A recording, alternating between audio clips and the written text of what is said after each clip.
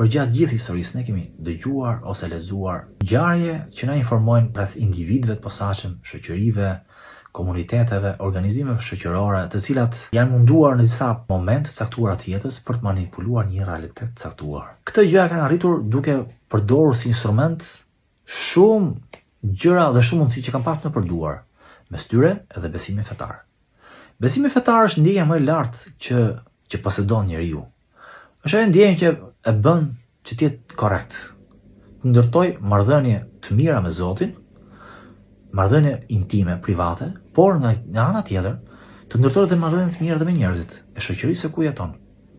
Të vendos disa norma, disa kritere, të cilat e privojnë këtë të fundit për të kryer akte që e njollosin fytyrën. Ka njerëz të cilët përdorin besimin si instrument për të arritur disa suksese në jetë, për të realizuar egon e tyre, për të vendosur para, reputacion, respekt mes njerëzve.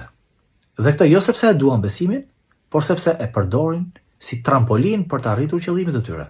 Ndërkohë që besimi synon për të kundërtën, të kuroj veset dhe ta bëjë njeriu njerëzor, të ndjeshëm në atit të cilët ka nevojë, të ndjeshëm dhe të mëshirshëm ndaj një të varfri, për t'i dalë në krah dikujt të cilit është privuar e drejta. Por ne kur hasim shembuj të tillë, të cilët e përdorin besimin si trampolin për të arritur të mirat e kësaj jete, apo për të realizuar egot e tyre, atëherë nuk na mbetet gjë tjetër vetëm se të përdorim atë fjalë apo të term fetar që aktin e tillë e konsideron hipokrizi.